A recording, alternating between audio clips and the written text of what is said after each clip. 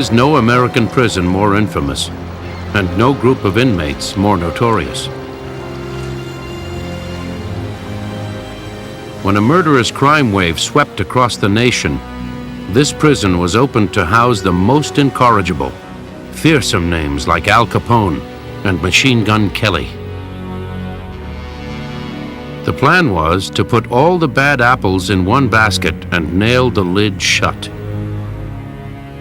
Remove these hardcore and high-profile convicts from the rest of the prison system, throw them in one escape-proof pen, then crush their will and break their spirit. Physical brutality was not the rule here. Mental brutality was the rule here. And that's what it was meant to do, was to break you mentally. This wasn't a prison of rehabilitation. This was a prison of punishment, strictly punishment. We weren't sent here for our crimes that we committed out in that free world. Technically, we were sent here for crimes that we committed in other penitentiaries. Guys they could not break, strong-willed men, that's what came to Alcatraz. The problem was that the prison itself and the way it was run with punishment in mind made guys psychotic. So you lose the ability to sit down and reason things out. You had to do whatever you have to do to survive. If that means you and I have a beef, then I'm out to hurt you as bad as I can hurt you so I don't have to do it again. When I come to this prison, you yourself could be the biggest notorious killer there ever was. But I could care less. You know why? I can kill you just as easy as you can kill me. That was my attitude. You didn't intimidate nobody on this island. If a man threatened me that he was gonna do me in, well, I ain't gonna give him that chance. I'm gonna nail him. One way or another, I'm gonna put that man down. So you watch what you said here. For 29 years, Alcatraz reigned as America's Devil's Island. But the story of this prison begins long before it became a federal penitentiary. When Spanish explorers first entered San Francisco Bay in the 1700s, they charted a barren island inhabited only by thousands of pelicans. They named it Isla de los Alcatrazes, Island of Pelicans. Early settlers of the city paid little attention to the island that was best known for its deep covering of bird droppings. They nicknamed it Guano Island. However, the U.S. Army recognized Alcatraz as an excellent location for protecting the harbor of San Francisco. In 1853, they began the daunting task of building a fort and a lighthouse on the desolate island. Fortified gun emplacements were constructed for cannon that weighed up to 7.5 tons. A 20-foot-high defensive wall stretched more than 500 feet. The entire rounded top of the island was leveled to a plateau to accommodate the barracks building known as the Citadel. Finally, by the end of 1859, the post on Alcatraz Island was opened. Alcatraz was cutting-edge technology for Army fortresses during the 1860s. At its height, when the Civil War ended, Alcatraz had 129 cannon mounted on it, which is more than Fort Sumter and Fort Pulaski, the famous East Coast battlefield forts combined. It mounted 5 guns that could fire 15-inch diameter cannonballs weighing 440 pounds, ranges up to 3 miles. Like all forts, Alcatraz had its guardhouse for soldiers who broke the law. But early on, the Army realized the jail could be expanded to become an escape-proof prison for the military's hardcore offenders. In 1861, Alcatraz was designated the main Army prison west of the Mississippi. Over the years, it held up to 600 inmates. As the prison population grew, a wooden cell house was constructed with cells no bigger than closets. By the early 1900s, the fort had become obsolete as a defensive position, but the prison thrived. In 1907, Fort Alcatraz was officially closed, but a new state-of-the-art prison facility was constructed, a building that eventually would evolve into Alcatraz Federal Penitentiary. The cell house was the largest steel-reinforced concrete structure in the world, containing three-tiered cell blocks. It was designed to hold 600 prisoners, one man per cell. Each cell was equipped with running water, a toilet, and forced air ventilation. A cast-iron spiral staircase gave access to the upper tiers. Beneath the new prison remained the hallways from the original Citadel building. Punishment cells were created in this grim setting, where men were chained to the floor in complete darkness, offered only bread and water. After 14 days in solitary, the broken men would emerge, thankful to return to their cells. Through the 1920s, the inmate population at the military prison averaged about 400 men. But once the Depression hit, it was deemed too costly for the Army to maintain. However, Alcatraz would fit perfectly into the plans of the new Federal Bureau of Prisons. In the early 1930s, the nation was beset with hoodlums and organized crime figures, the Al Capones and the Machine Gun Kellys, bank robbers and kidnappers and bootleggers and gangsters and gamblers and what have you that were very high profile. They were dominating the headlines. And the federal government had to do something about it, something equally high profile to show that there was a response to this wave of crime. And one of the responses was to establish a prison that would define hard time. The head of the Federal Bureau of Prisons, Sanford Bates, along with his assistant and successor, James Bennett, hoped that by separating the notorious criminals, the troublemakers, and the escape risks, the entire prison system would operate more smoothly. In 1933, the Justice Department took control of the military prison. Extensive renovations were launched to make Alcatraz even more secure. The flat, soft steel cell bars were replaced with tool-proof steel. Gun galleries with steel bars were built at the ends of the cell house so armed guards could keep watch. Metal detectors were installed, and outside, 6 guard towers were erected. Chain-link fence was added, and barbed wire was strung. In all, 336 cells were refurbished, and on July 1st, 1934, Alcatraz was declared open. The first inmates were 32 of the most incorrigible prisoners from the military prison. On August 11, 1934, 14 inmates were transferred in from McNeil Island Federal Penitentiary. A week later, a special prison train left Atlanta Federal Penitentiary with 53 hardcore felons, including Al Capone. For absolute security, when the train arrived in San Francisco, the entire car was shipped to the island by barge. Finally, the last mass shipment came from Leavenworth, with 102 men, including Machine Gun Kelly. The bold experiment had begun. The question now was, could Alcatraz impose its will on 200 of the nation's toughest criminals?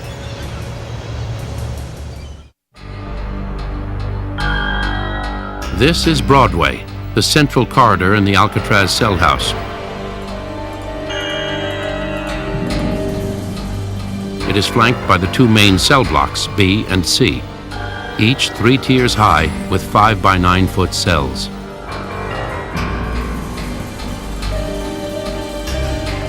A block was never refurbished after the Army left and was rarely used by the Federal Penitentiary.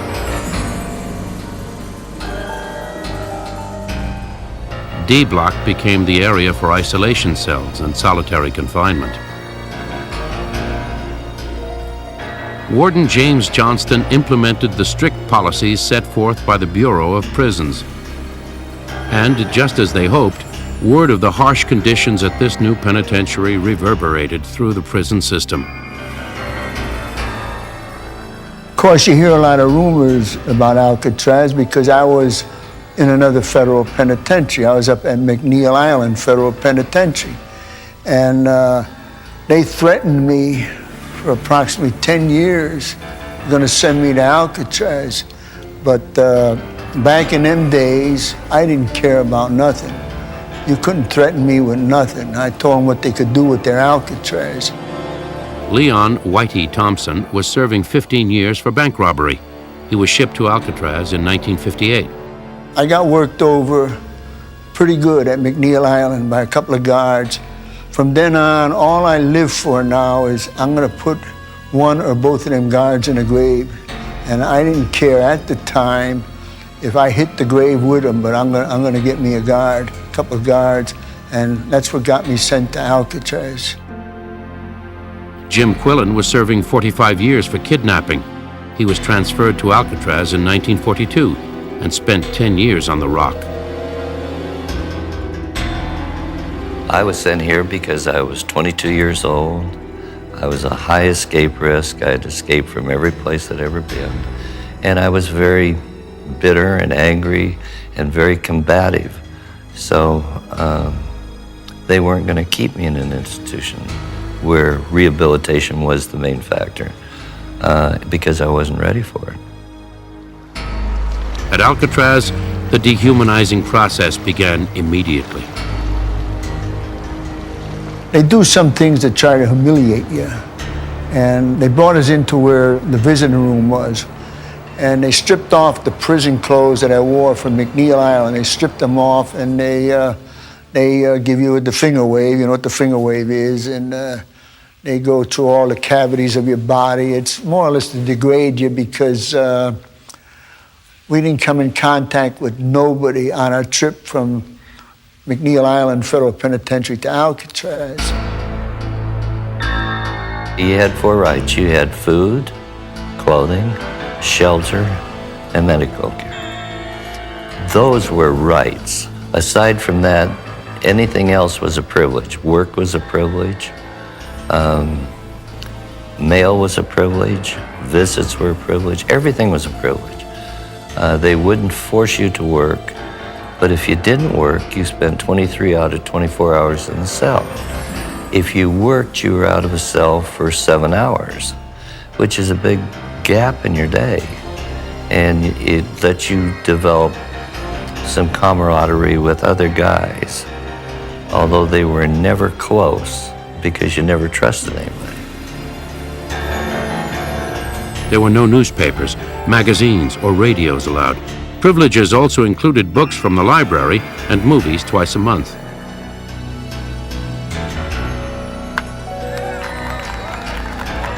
Recreation was permitted for just a few hours on the weekends. If an inmate broke the rules, he lost privileges. For serious infractions, he was sent to the isolation area where he would remain in his cell 24 hours a day.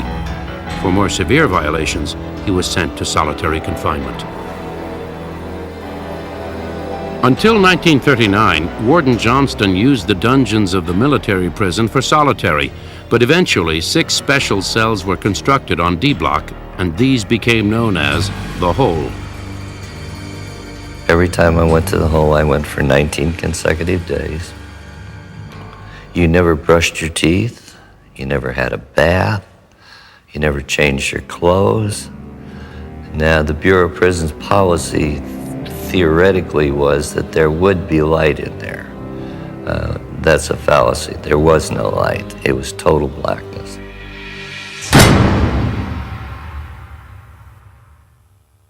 The mess hall was considered a potential trouble spot, so meals were restricted to 20 minutes, limiting the possibility of inmate unrest or violence.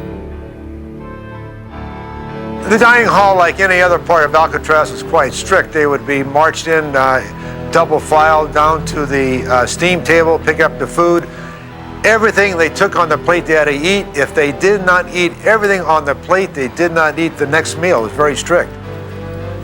The eating utensils were kept there on the table. If I was assigned to the dining room, I'd watch maybe 2 or 3 tables at one time, and I'd make sure as they filed out that all their utensils were there in my sight. If I couldn't see all those utensils, we would stop that line and we would search all the inmates. The mess hall was also equipped with tear gas canisters dotted along the ceiling. We used to call the chow hall, we used to call that the gas chamber. And once in a while something would come down and their orders were to press the button and release the tear gas in there. But they never did release the tear gas. The reason why is if they ever pressed that button and released that tear gas on us, them guards that are in that chow hall, they were dead. They were dead. They knew that them guards, if they ever pressed that button, them guards would be killed in a minute. Originally, talking was not allowed at Alcatraz, but that rule was unenforceable and eventually scrapped. Over the years, inmates developed their own secret system of communicating with one another. You and I are rapping, and there's a guard coming down the tier, and we're talking, and I say to you, cool the phrase, Finifongs, antelope. You know what I said? Cool the phrase. In other words, shut up the talk. The Finifong, the hack, the guard is on the lope, he's coming down the walk. And the guards never knew what the hell we were talking about, but we had this little language between ourselves. Monotony and boredom were synonymous with life on the rock, and most former inmates agree it was more difficult to deal with than the physical conditions of Alcatraz. Another aspect of the psychological torment was the beautiful view of the city of San Francisco and freedom. Well, the very proximity of San Francisco to the island really played havoc with you mentally. You could see a whole panoramic view when you went to the yard. If you lived in certain areas, you could look out and see the lights at night. If the wind was from the right direction, you could hear the girls on the dock. You could hear the music from Aquatic Park. You could smell the chocolate from the chocolate factory. And they all tend to drive you over the edge. And I made it a policy never to have a cell that looked out. And I never used to look at the city. I never sit on the steps and look out at the city because I knew I couldn't handle it. Inmates on Alcatraz reacted differently to the harsh conditions. Some accepted it, others rebelled. Some were driven insane, while others became obsessed with escape.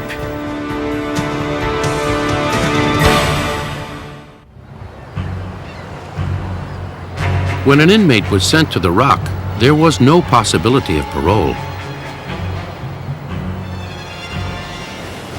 If he demonstrated that he was truly a changed man, he could be transferred back to another prison to possibly earn a parole there.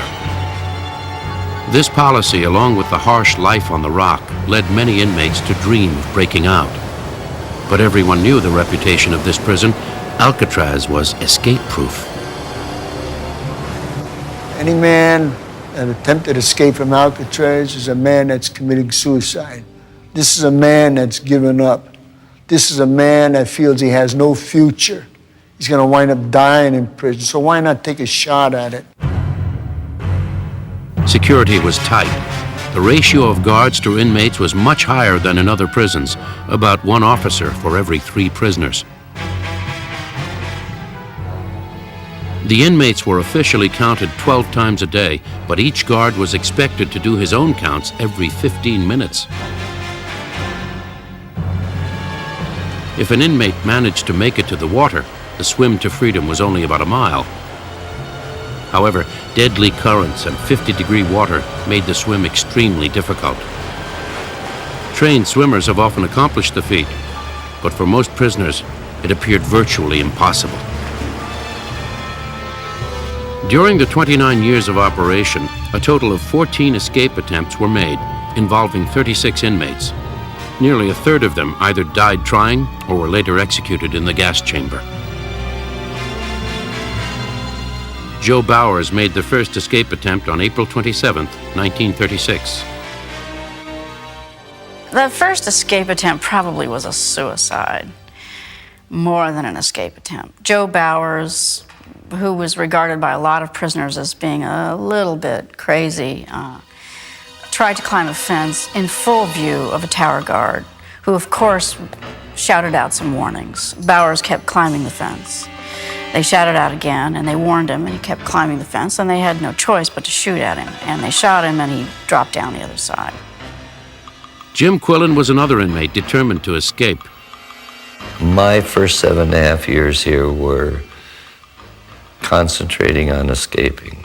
This was my home. I swam in the bay. The water didn't frighten me. I was a good, strong swimmer. I was only 25 years old. I really thought that I could beat the water, and I still to this day believe I could have. Quillen tried to break out through a steam tunnel in the kitchen basement. It was 3 by 3. It was so small that you couldn't turn around in it. All the hot steam pipes from the powerhouse come up through there, and the temperature ranged anywhere from 145 to 165 degrees. We thought that we could go from here to the powerhouse and then to the water. We'd been outsmarted, and they'd poured a 5-foot piece of concrete between here and the powerhouse. Quillen was caught and sent to the hole for 19 days and then D-block for a year. The bloodiest escape attempt made headlines in May of 1946 when 6 inmates took 9 officers hostage in the main cell house. The violent episode led to the death of 7 men and became known as the Battle of Alcatraz. The leader of the ill-fated attempt was Bernard Coy, a Kentucky bank robber obsessed with escape. He believed there was a weakness in the bars in the gun gallery, where an armed guard stood watch over the cell house.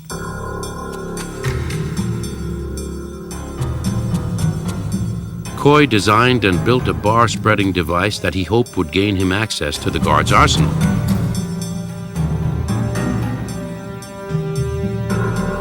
He worked as an orderly in the cell house and carefully monitored the daily activities of the guards. A key to Coy's plan was the movement of Officer Ernest Lageson. My father was the officer in charge of the cell house, and Coy had determined that the time for this break would be when my father went to lunch, because at that point there would only be one officer on the floor of the cell house. On May 2nd, at around 1:40 p.m., Coy made his move. He and Marvin Hubbard overpowered the one guard and let their 4 accomplices out of their cells. Coy then covered his body in grease, climbed the gun gallery, spread the bars, and squirmed inside. He surprised the gallery officer and overpowered him as well. Coy grabbed a .45, a rifle, and every key he could find. Unfortunately for him, the one key he desperately needed that could have opened the cell block wasn't among them. The escapees tried every key, but none would open the door to freedom. The locks were designed so that if an improper key was used in the lock would become dysfunctional. So by using repeatedly wrong keys, they eventually destroyed the lock, so there was no way they were going to get that door open. Meanwhile, Joe Kretzer, a former public enemy number 5, along with other escapees, were taking officers hostage as the guards rushed in to investigate the disturbance. Officer Lageson and 8 others were locked in the 2 cells at the end of Block C. Officers tried unsuccessfully for hours to free the hostages, hurling tear gas and exchanging gunfire with the rioters. While the drama unfolded inside Alcatraz, a fascinated public and media kept constant vigil. By now, Kretzer and Coy had exhausted all their possibilities for getting the cell house door open. They were overheard saying, "We're going out the hard way." A frustrated Kretzer began shooting the hostages in the cells and leaving the officers to die. One of the other escapees, Sam Shockley, realized Officer Lageson had not been hit and implored Kretzer to shoot them all. They'll testify against us. But Kretzer was reluctant to kill Officer Lageson. They were friends. They were friends. And Kretzer said, well, that's Mr. Lageson. He's a friend of mine. Shockley insisted that Kretzer should finish the job. So Kretzer raised the gun and set it on the bars and said, I'm sorry, Mr. Lageson. And he pulled the trigger and the gun was empty. It just clicked.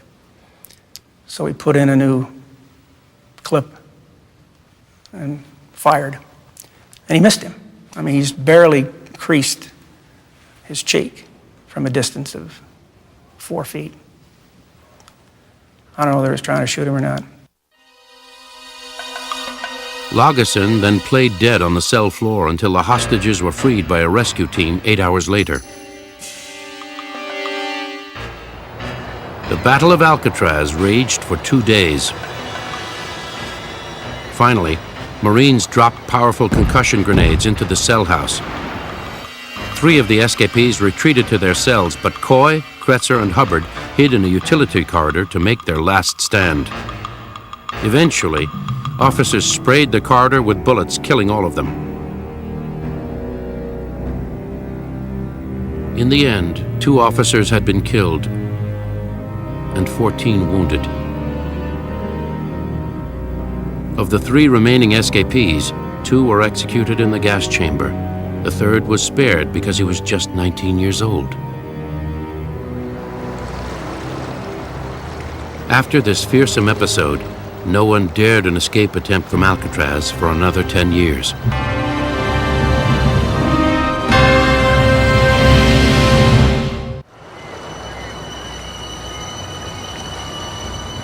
Alcatraz was a surprisingly small prison.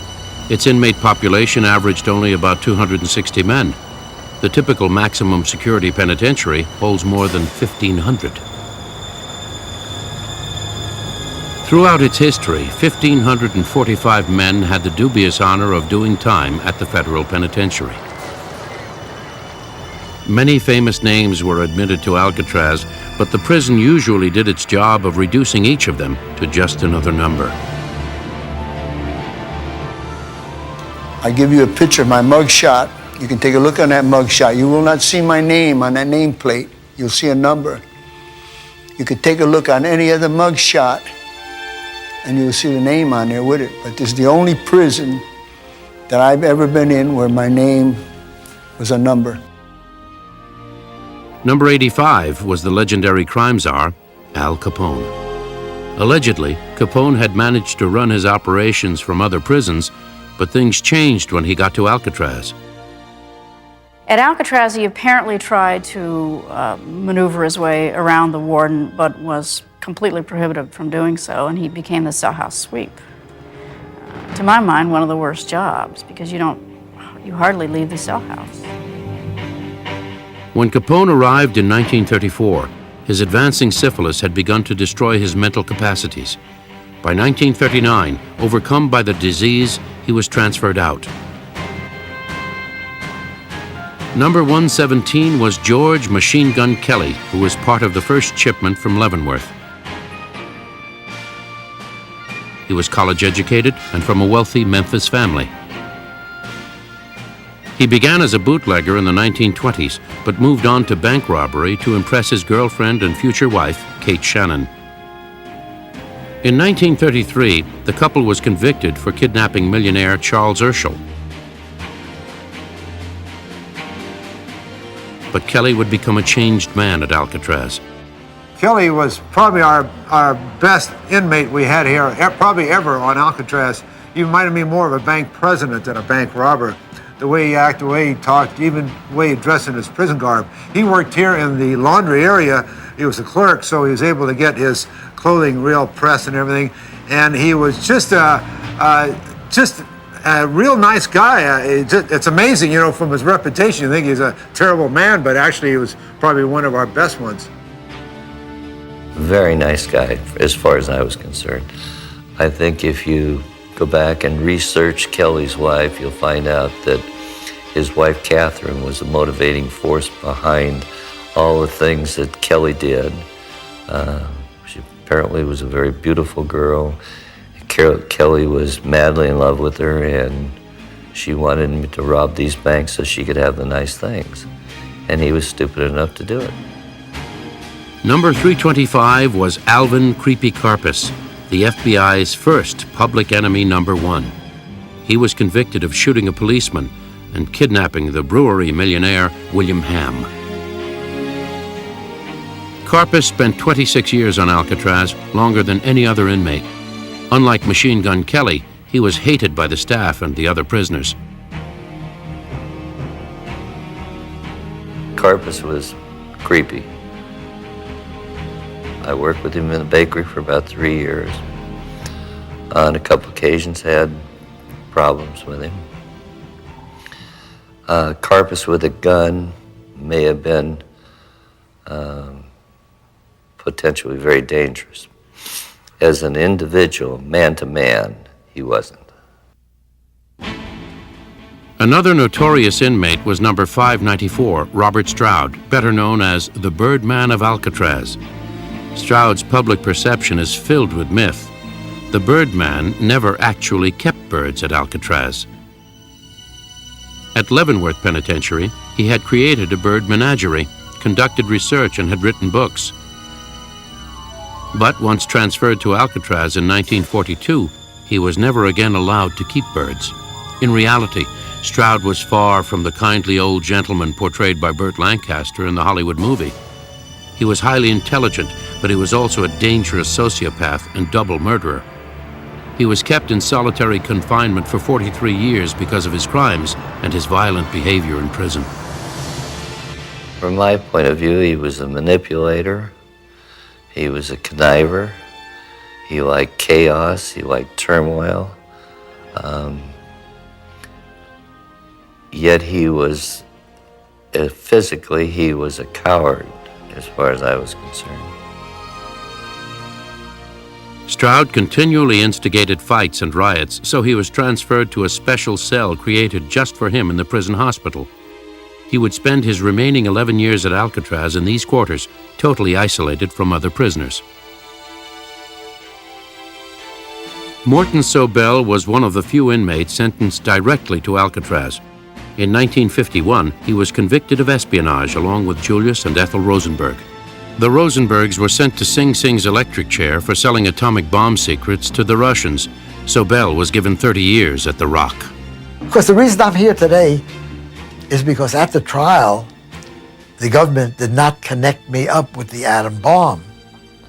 And that was the difference between the death penalty and the 30 years that I got. Sobel wasn't the typical hardcore convict at Alcatraz, but he developed a unique camaraderie with the other inmates. Generally, my reception by the other men was quite warm for two reasons. One, mine was a high-profile case, and they knew from their experience that the FBI had put pressure on me, and I had resisted the FBI pressure. The other thing, your rating is determined also by your sentence. Since I had 30 years, that raised my rating. The extent of the bond between men on Alcatraz became most evident for Sobel when his friends, the Rosenbergs, died in the electric chair. When Julius and Ethel were executed, the first one that told me about it was a guard.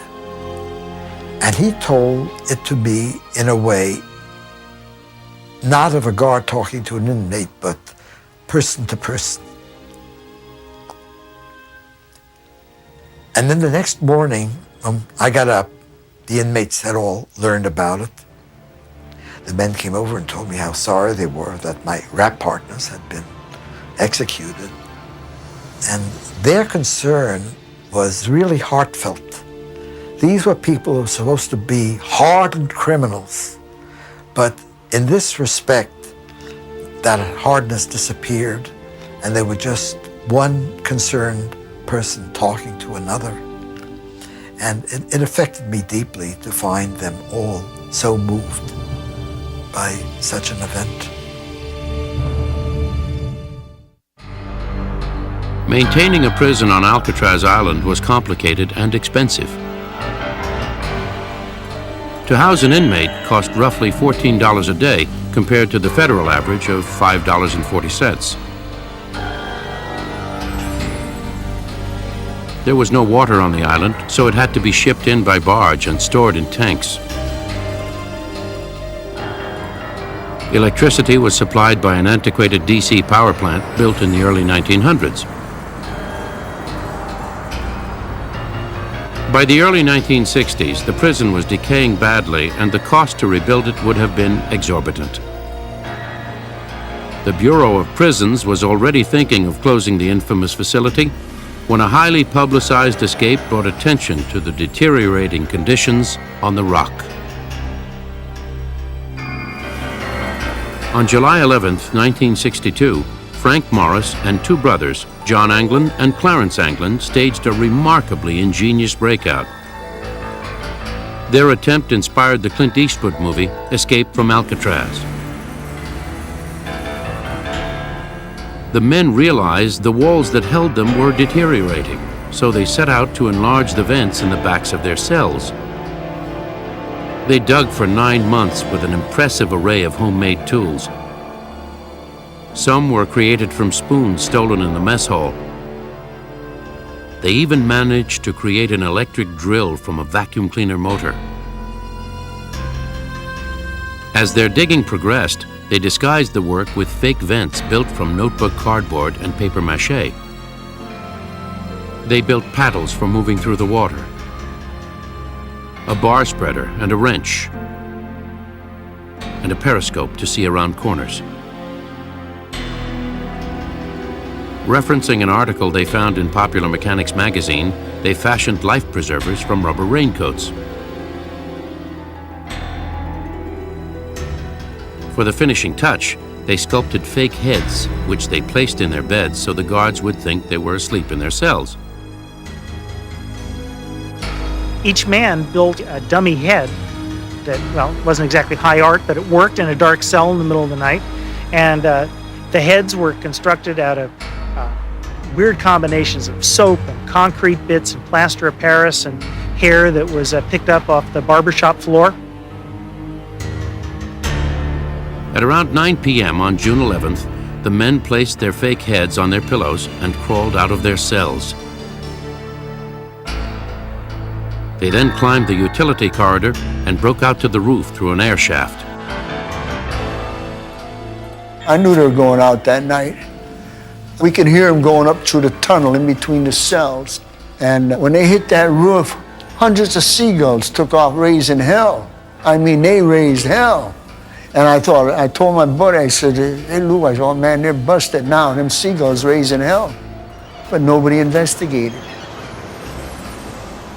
They were able to cross the roof of the cell house, went down a stovepipe, came out down to the shower room entrance, went over one set of barbed wire, got down to the water, went over another set of barbed wire, and went into the water on the east side of the island, facing Berkeley, probably sometime between 9 and 10 p.m. at night, and 7 o'clock the next morning. When head count came, quite literally, 3 inmates didn't get out of bed. A giant manhunt was launched. Several days later, some of their equipment and a plastic bag containing a money order in Anglin's name washed up on shore. But the 3 men were never found. Today, all 3 are listed as drowned and presumed dead, but officially, the case remains open. I'd like to sit here and tell you that Morris, John, and Clarence and them guys, they made it, but they didn't. I know in my heart they didn't. Their bones is probably still out in that bay somewhere. In 1963, Attorney General Robert Kennedy finally ordered the closure of Alcatraz Penitentiary, and the last of the prisoners left the island on March 21st of that year.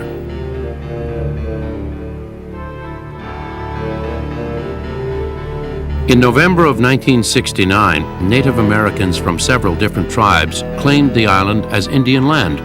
citing a little-known treaty that allowed them to take over any abandoned federal territory. The Indians planned to convert the island into a Native American educational and cultural complex. However, vandalism and arson marred the efforts. During the occupation, 5 buildings were gutted by fire, including the warden's house and the lighthouse. After 18 months of occupation, the remaining Indians were removed from the island by federal marshals. In 1972, Alcatraz became part of the National Park System. Today, it hosts more than 1 million tourists every year. As visitors tour the prison, they gain a sense of life on the rock. But can one ever truly appreciate what the inmates endured? Jim Quillen left Alcatraz in 1952 a reformed man. He went on to raise a family and enjoy a successful career as an X-ray technician. But the memory of Alcatraz never faded. I would have never have let the law bring me back to prison. What Alcatraz did to me was, it made me hard in some aspects that I could never face a future of this again. And I wouldn't do it. I would die before I'd do it. Whitey Thompson spent 24 years in jail and 5 years on Alcatraz. Since his release, he has lectured to young people, warning them of the horrible realities of prison life. Thompson has been offered pardons for his past crimes, but he has always declined.